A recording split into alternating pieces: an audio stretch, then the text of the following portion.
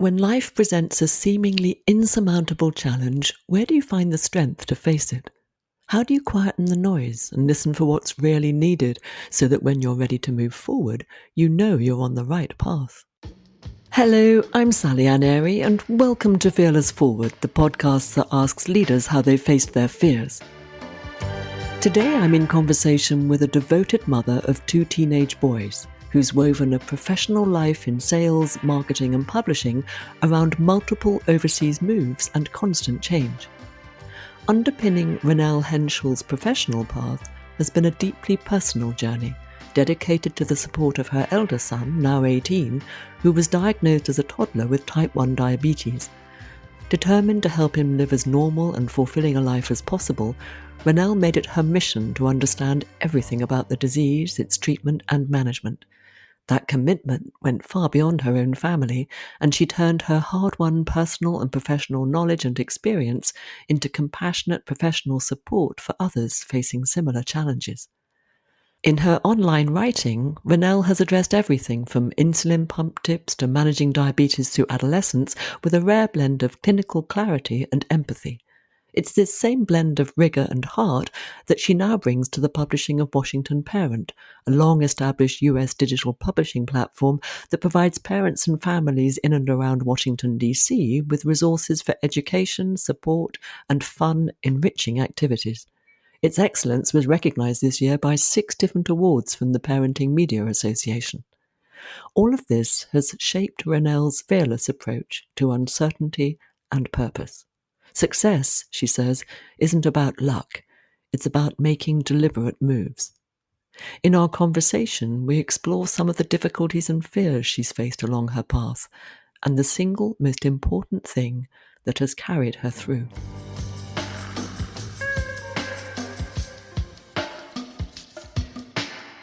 Francois was my fourth pregnancy. Before that, I actually had 3 miscarriages. So having him was the biggest miracle in my life. And a few years later, I had Alexander, my second son, and that was an even bigger surprise. I recall Alexander being, I think he was like 9 months old, and Francois started, we were living in Ukraine then, and he started losing weight. He stopped eating. That typical 2-year-old where you expect them to be potty trained. Suddenly, he kept wetting his bed. He had to go to the toilet the whole time. And he was just very difficult and he looked unhealthy. Literally, I think he weighed something like 9 kilos. And I decided to get onto a plane, fly back to South Africa via Paris. And honestly, that was the longest flight in my whole life. Francois kept on going in and out of comas. He had ketoacidosis that I didn't even know existed. I just knew I had to get him to a doctor. Once I got to South Africa, luckily, there was a specialist who immediately diagnosed him with type 1 diabetes. And everything changed. My whole life changed from that moment on. I think probably at a certain level, those of us, or anyone listening here who doesn't know you, could well imagine the immense impact of that diagnosis on you and your family. But for you, it was more than that, wasn't it?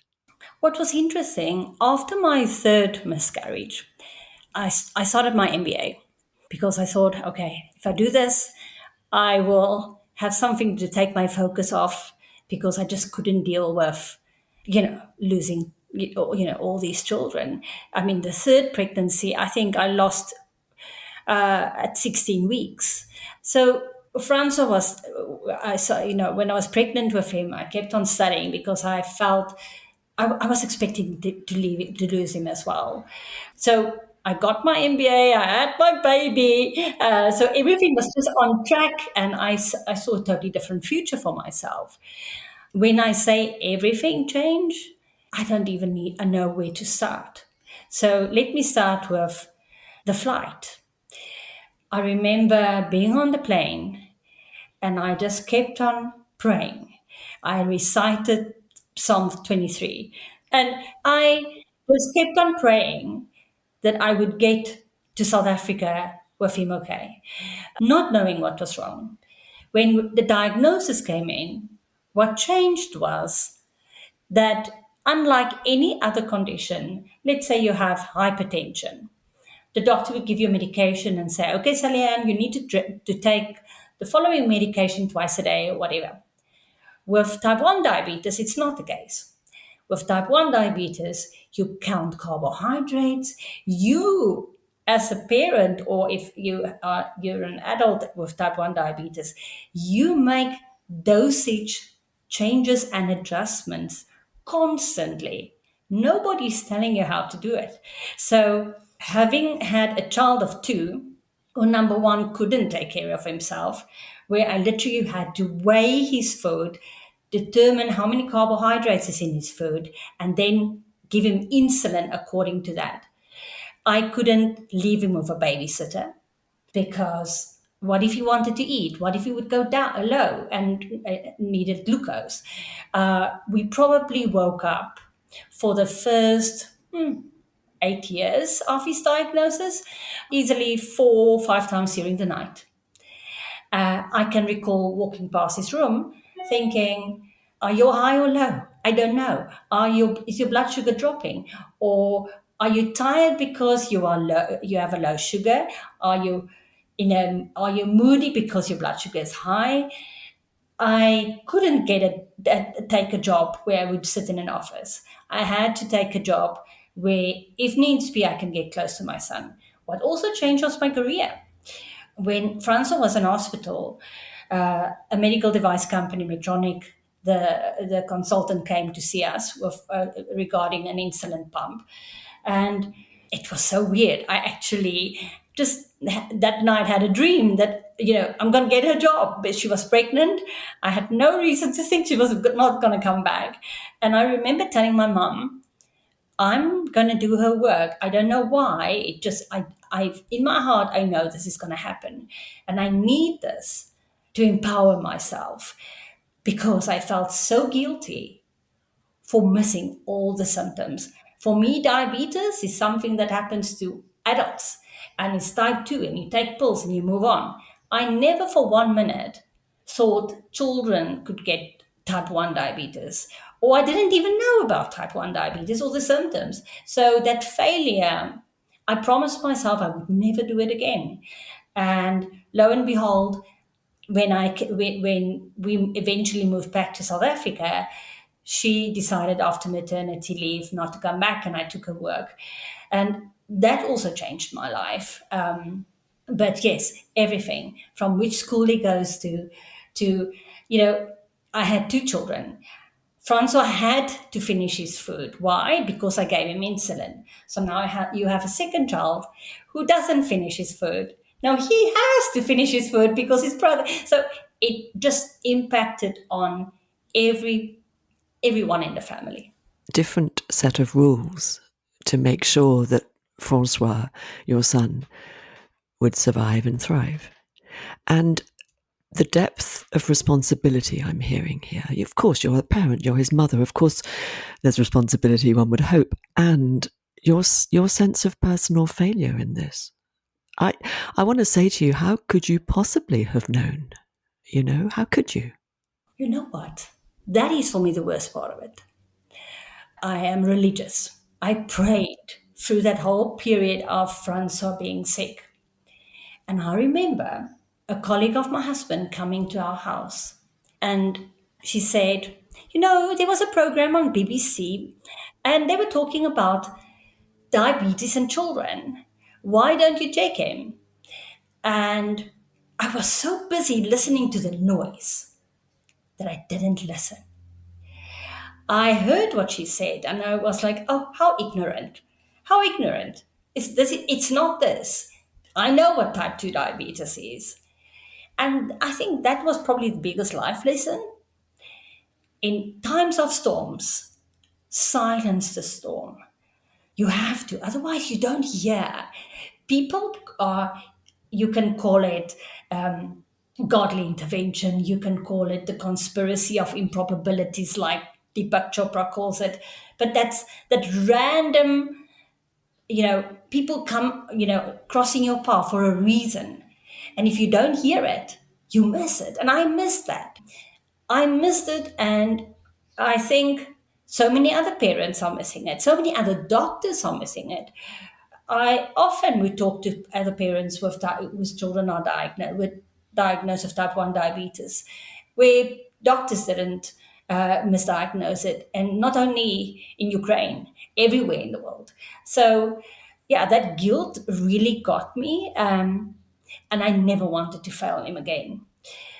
So empowering myself to be not only a good mum, but to know so much that I could help him and empower him was for me very important. And that's why I took that job.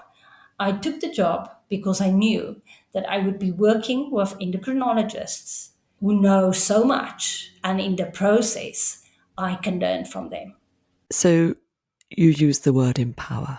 So empower with the knowledge, empower with the technical expertise, have a sense of deep knowing that whatever you're doing for your son is the right thing because you have the knowledge. You've got the backup, you've got the support, you've got the ready access to that. I suppose for other parents, many other parents whose children or child have this diagnosis, it's a lot more difficult. In a sense, you intentionally placed yourself in a position where you'd be less vulnerable to the plight of not knowing, right? You put yourself there. And my understanding, and please, I know nothing about this, but my understanding is that these days, technologically speaking, it's a little easier than your experience was 16 years ago, in that the technology has developed to a point where when you do have this condition or a child with it, and as a parent you're responsible, the technology is really quite helpful in terms of measuring carbs and monitoring and so on. That's what I understand. But let's talk about your experience, because 16 years ago that wasn't the case. So you put yourself in a position where you could gain the knowledge and expertise you needed. So what happened when you did that? How did that change things? The healing power that would have, dealing with other parents whose children were diagnosed like previous day or a week ago, and I could see the trauma in them, and I could identify with them.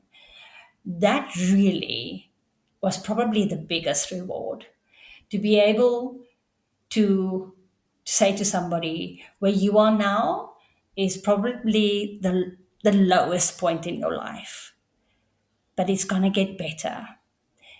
You need the following tools. You need to empower yourself with knowledge, and you need to have access to the right doctor, obviously. And yes, unfortunately, yes, medical device technology is advancing, but Salian, this is only for a few people. If you have a very good medical aid, you can afford it. The majority of people all over the world do not have access to quality medical devices. They inject themselves 7, 8 times a day when you have type 1 diabetes. They test their blood sugar like 5, 6 times a day. I mean, this is really so abnormal, but that is a reality for the majority of people out there. But yes, I think the healing power of helping, I didn't expect that, but also to see mistakes that people were making and identify those same mistakes in me helped me. I remember there was a mum of a teenage daughter, and this daughter wanted to eat a lot of sweets, and her mum was very strict. Now, type 1 diabetes is different from type 2 in the sense that, yes, you can have a chocolate. Portion control is obviously important, but you need to inject yourself for it. You need insulin. You need to think like a pancreas. But this mum was very strict. So what this girl would do is she would eat the chocolate, but she would give herself insulin in a different through a different method, and to lie. And it was so sad for me. And years later, my son did the same thing because I had the same kind of strict approach. Not as strict as her, but he also lied. But if it wasn't for her mistakes, I wouldn't have identified that. So, learning from other people's mistakes and also helping them was very rewarding. I'm hearing a strong sense of purpose here, that your experience with this became something bigger because you got to help others, to share, to learn from them. I imagine sharing with them your own mistakes too, so that they might, not make them for themselves. So the sense of turning this into something purposeful beyond the actual experience of it. So how long did you do that for? I worked in doctor's practices, I think, for 5 years. And then after that, we moved to Washington, D.C. And I still worked remotely for them, for the company. But it was, yeah, we moved to Washington, D.C. And it was much easier because there you have nurses in school, much more support. But still, you know, Murphy's law. It would be the day that I walk into, let's say, a shopping mall, that the school would call and say, Francis' blood sugar is high, you need to come back. But what was interesting for me was my connection with Francois was so, and is still, I don't even know how to define it. It's so deep that there were days that I would, or nights, where I would wake up and go to his room knowing his blood sugar was low, or something was wrong. Or I would walk to to the car feeling, something's going to happen and something's wrong with him, only to get the phone call as I walk to the car. That for me is very special. And I think that's probably because this whole process for me is so faith driven. And it's something that I cannot imagine going through this, you know, because this is not a sprint; it's a marathon. It's for life. That I could do it without having a faith-based life. So let's talk about your faith based life, Ronel. What is that for you in the broadest sense? It's interesting how people define faith. I have lived in places where I would look at people who believe in the same God I believe in, and I'm like, okay, I do not understand you. I do not understand the God you believe in because it's very different from mine. Some of my closest friends have faith based lives and they are Muslims, or they don't have a faith based life, they have a value based life.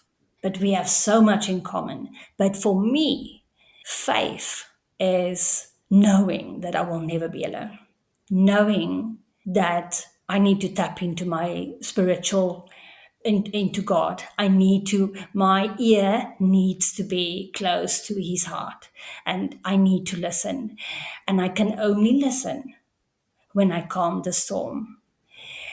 In life, I've been through a lot of storms, changing countries, Francois' health, and so many other aspects of, life is tough. And sometimes when we go through difficult situations, we want to take control.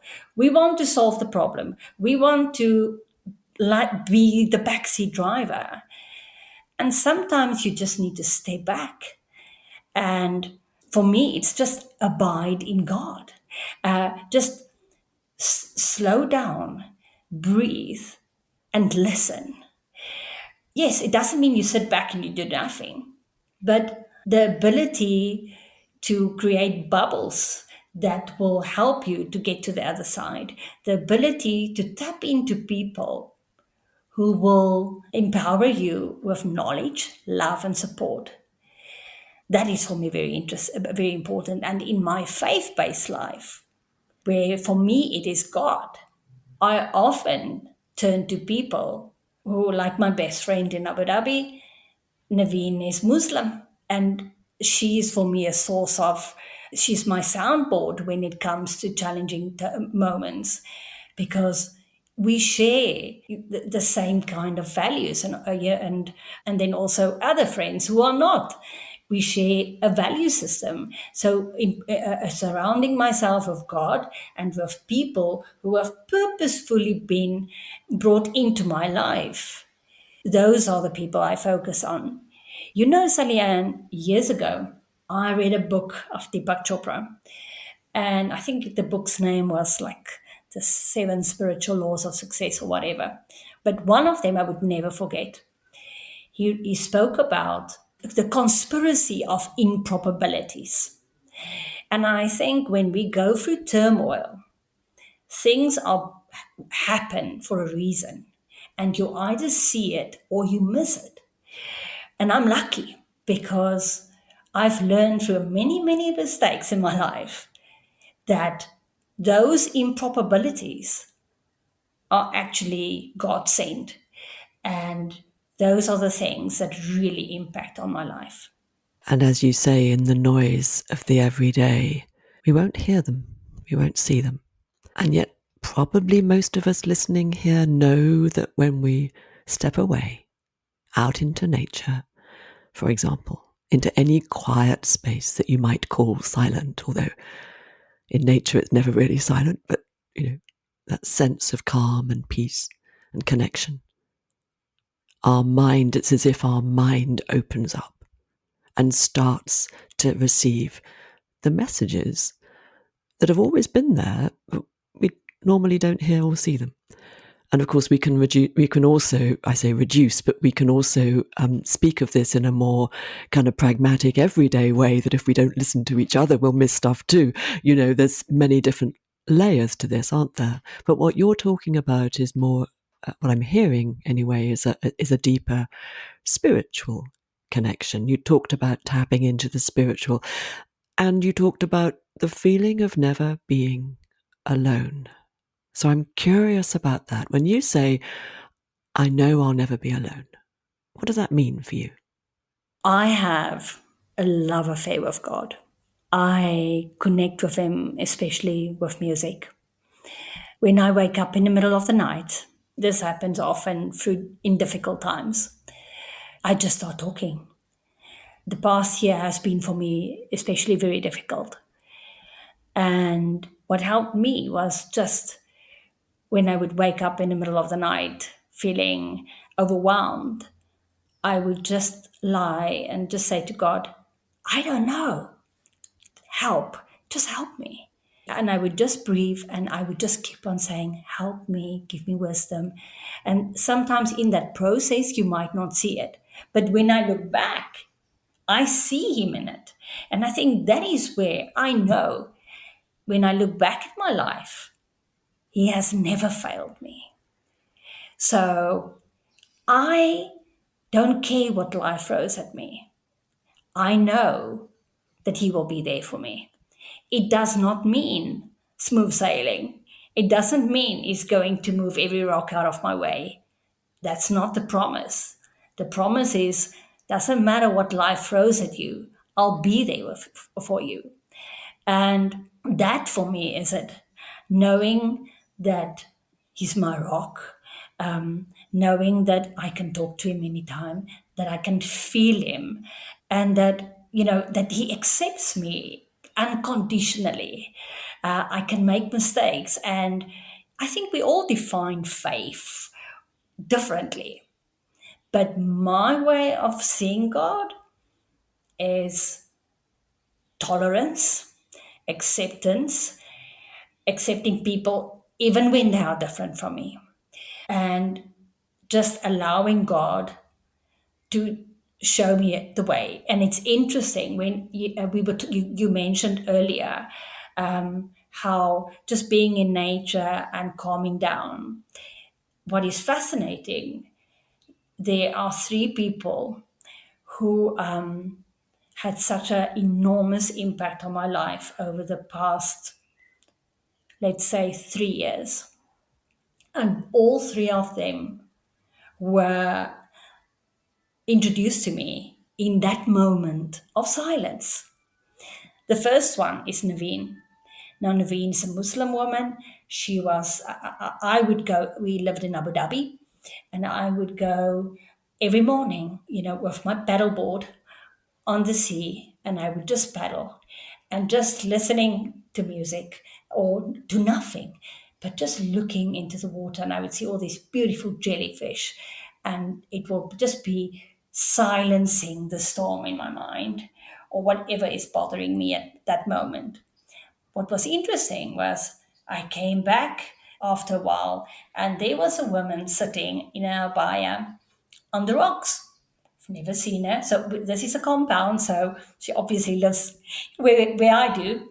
And I don't know why I did this, but for me, there was a reason for it. I looked at her and I said to her, "Hi, my name is Ronel. Would you like to go on the water one day?" And she said, "No, I can't paddleboard." I said, "Don't worry, I have a kayak.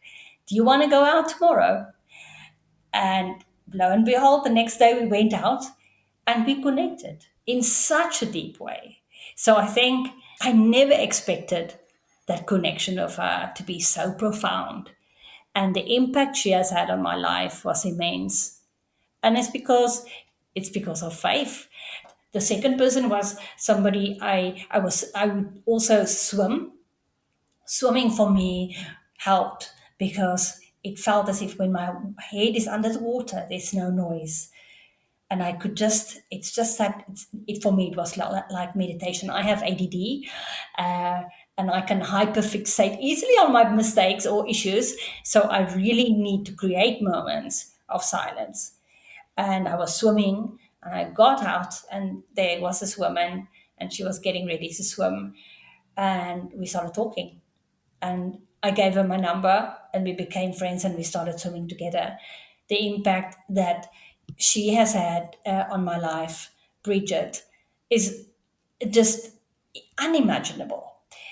I walked Oliver, my dog, in Abu Dhabi, and again that moment of silence. And I needed a way to get back to South Africa because of my son's he had struggles with mental health, and I was looking for, trying to solve it. So, and I was walking, and again in prayer, and suddenly I just got that feeling of I need to talk to my dad. I spoke to my dad, and not even about the issue that I had. And he said to me, "Oh, you know what? I just went to your aunt.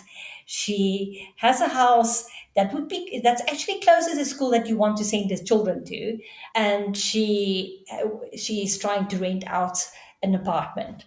And I called her, and I rented the apartment from her. And today she's my best friend and my soulmate. And the impact that she has had. So it shows me that if you stay back and you create just a bubble where you just breathe and you connect with yourself and with whatever is important to you. For me, it's God. For somebody else, it might be just inner peace or whatever. But connecting with that is where wisdom comes in. And that is why it is so important that you spend time with the right people. You spend time with yourself. You spend time with whatever gives you power and strength, because that will change everything. So, connecting with what really matters in a space of silence, and the answers will come because they're there waiting to be heard. And also, for me, I think sometimes we have a plan. Our plan for the future is very one dimensional. We think, okay, I want to do this and this and this next year, but somehow it doesn't happen. And then you want to force it to happen. That mistake. I have a doctor's degree in it. Sally, I am like, did it so well. And it never worked. It never worked. So for me, I will never forget. There was a period of time where for 2 years, I was looking for work, for a specific job. Now I had, because of my husband's moving all over the world, I have studied a lot. So, not getting the job I wanted was, it just made me feel like, not like I wouldn't say like a failure. Yes, it did, but it kept on happening for 2 years. I probably applied for like 100 jobs, and every time after an interview, I would go back and say, "Okay, what didn't I know? Let me learn that skill." Next one, didn't, only to realize now that those doors didn't open for a reason. It didn't open for a reason. So sometimes when doors close, we need to just step back and say, there's a reason for it. Stop fighting it. Don't make it personal. But if you calm down and you get excited about, for me, I know God has a plan for my life, then things happen. And for me, one night I woke up during this 2 years of looking for a job. And I would never forget, I just woke up, and the only thing going through my mind at that moment, and that for me was Holy Spirit, was abide in God. Abide in God. And I live by it now. When doors close, when life is tough, I pray, I meditate, I slow down, I surround myself with people who will empower me, not make the problem bigger. And I abide. And the importance of, again, listening and not forcing, letting go almost. This thing didn't work out the way we wanted it to, maybe. Even if we don't believe there's a reason for things, and you do, but maybe other people may not see it that way. But even if we don't necessarily think about it there being a reason, nevertheless, a sense of accepting what's happened, not pushing, not forcing, not beating yourself up, not setting yourself impossible to achieve goals, and being guided by the messages that come to us when we're quiet enough to listen and trusting them. There's a trust here. I don't think you've used that word yet, but there's a deep trust, isn't there, in what you're saying? Absolutely. This unconditional trust that I will never be alone. I will always have God. And I think that for you to trust unconditionally, you need to know yourself. Very few people do. You need to understand yourself. You need to, and I do believe, looking back at my life, I'm grateful for difficult experiences, and I have had my fair share, because when I look at them, I see growth. I see spiritual growth, and I see growth in who I am. I understand my weaknesses and my strengths. I understand what I need to steer away from, or how do I need to tap into to God. I know what I need to work on and what I need to let go. So that is part of my spiritual relationship with God as well, to show me how I can be a better person, how I can pay it forward. And I think that is the other thing, Salian, paying it forward in life is very important. And you can also only do it when you slow down. There's energy in it, and unconditional paying it forward is what is very important. And I think that is something that is missing in society at the moment, where people are so busy with phones and social media and work, and there's just so much noise that they don't see how they can actually make a difference. Yeah, it's a sense of hopelessness, I suppose, when in actual fact, it is a fact, I think, it's far simpler than many of us imagine. The simple act of learning from experience and turning that into something that helps someone else in some way. That this thing happened, What do I learn from it? How can I change it or something for the better? A simple inquiry in the peace and quiet that we have to reflect. And not always that we want to convert. Sometimes things just happen, you let them go, you move on. But I think the gentle inquiry and the peace and quiet of our mind, of the silence that we gift ourselves, is never going to be wasted, is it? There'll always be something from that gift that we give ourselves of peace and quiet simply to reflect. There'll always be something that will come from that. Whether we call it being in the presence of God as you experience it, or in the presence of nature, or whatever, it's, I guess, in the presence of something larger than ourselves, whatever that may be for us. A sense of perspective, you might say, maybe you could call it that as well. But it's whatever it is for you, it's very important. I believe that this is a skill that is more important now than ever before. We are raising children who are bombarded by society and a very polarized society, who are bombarded by social media and quick fixes. And I think emotional wisdom has to be the pillars that you base your life on. And when I talk about, for instance, let's say paying it forward, it's for me interesting. I go and swim every morning, and it's fascinating to see how few people would see the lady cleaning the change room or the person just swimming next to them. It's people don't see anymore. They don't look. They are so busy with whatever they are, what's in their mind, and the storm.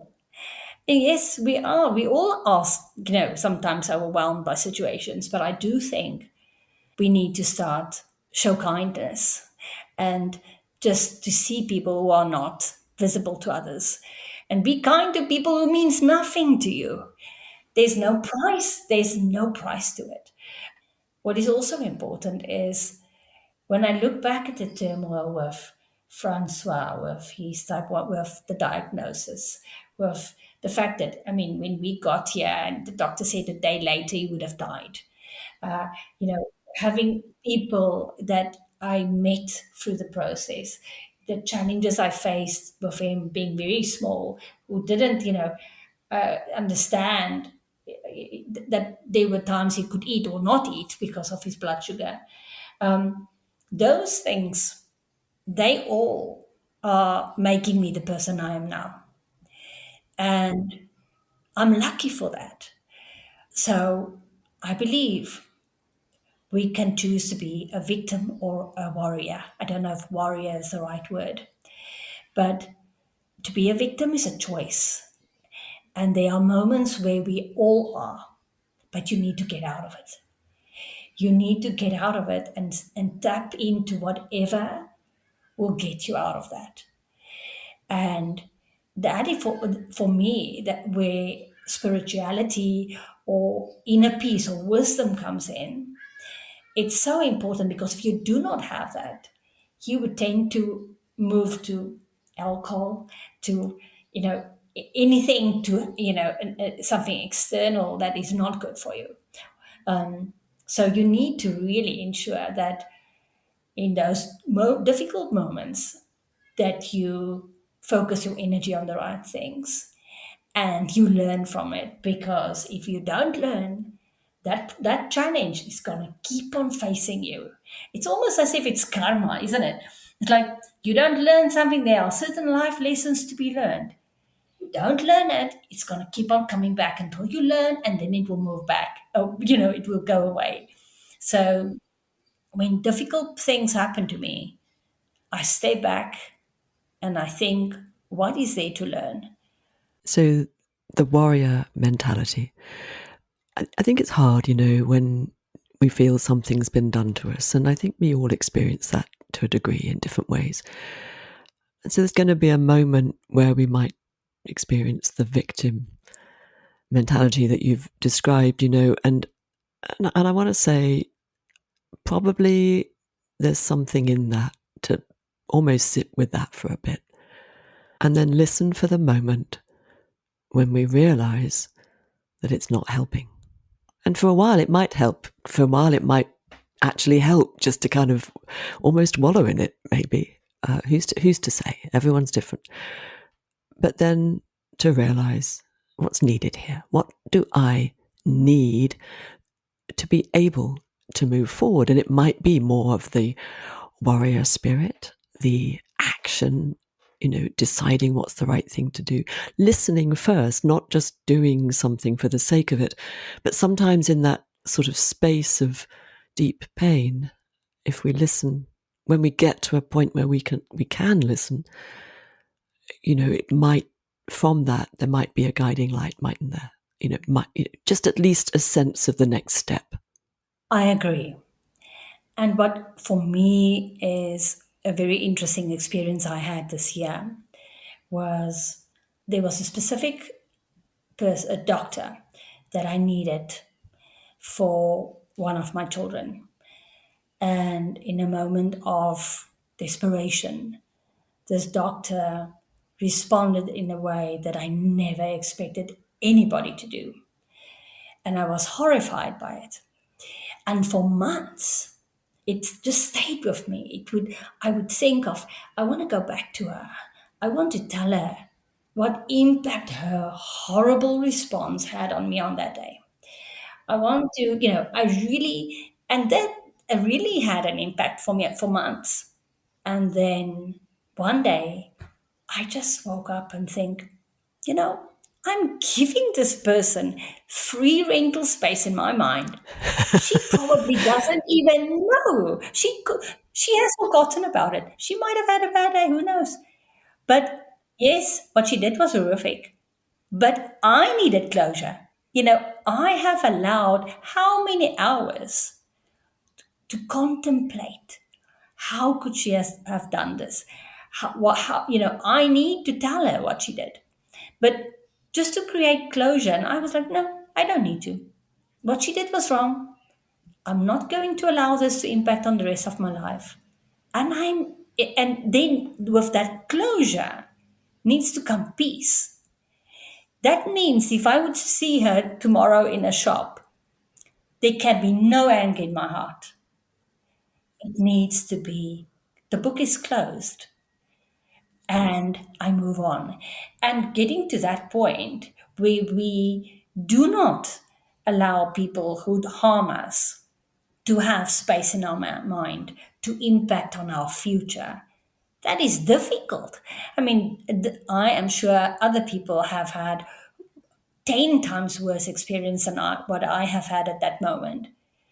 And yes, it's a journey and it takes time.